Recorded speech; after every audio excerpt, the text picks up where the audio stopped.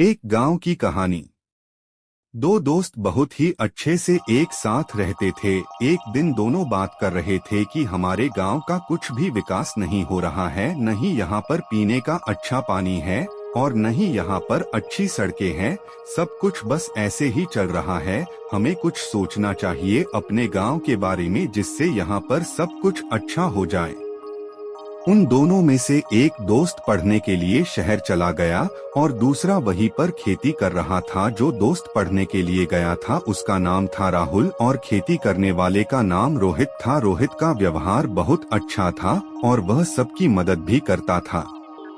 राहुल के मन में हमेशा अपने गांव की तरक्की की बात चलती थी, जिससे कि उसका गांव बहुत ही अच्छा बन जाए, जहां पर हर सुविधा हो और किसी को भी बाहर न जाना पड़े। इन दोनों दोस्तों के गांव में ऐसा क्यों नहीं हो रहा था? इसका कारण था गांव का प्रधान, जो कुछ भी नहीं करना चाहता था।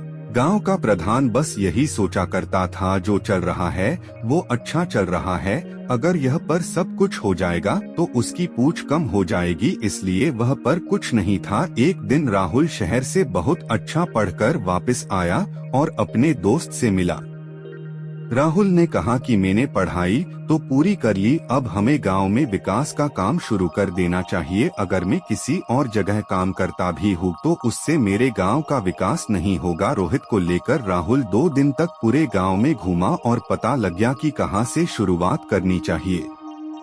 राहुल ने कहा कि हमें सबसे पहले यहाँ पर दूध की डेयरी खोलनी चाहिए। सभी को दूध की जरूरत है और जब सब दूध पिएंगे तो उनका दिमाग भी अच्छा चलेगा। दोनों दोस्तों ने दूध की डेयरी खोल ली और कुछ लोगों को उसमें काम भी दिया। अब यह बात प्रधान तक पहुंच गई कि कुछ लोग उसका काम छोड़कर दूसरे काम में लग गए हैं।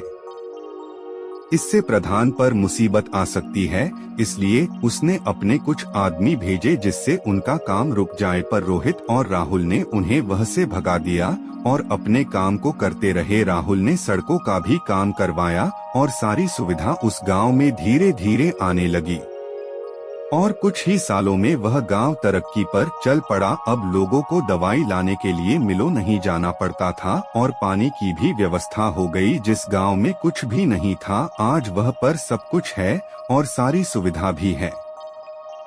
दोस्तों, कौन कहता है कि बदलाव एक आदमी नहीं ला सकता? अगर ऐसा है तो उस गांव में सुविधा कैसे आ गई? हम सिर्फ सोचते हैं कि बदलाव एक से नहीं आता है, बल्कि बदलाव लाने के लिए सिर्फ एक आदमी ही काफी है। बस अपनी अपनी सोच का फर्क है। तुम जो चाहो वो कर सकते हो। अगर आपको यह कहानी पसंद आई है तो आगे भी शेयर करें और हमें भी बताएं। धन्यवाद। Thank you for watching this video. अगर आपको मेरी वीडियो अच्छी लगे तो कमेंट में जरूर बताएं और चैनल को सब्सक्राइब करें। धन्यवाद।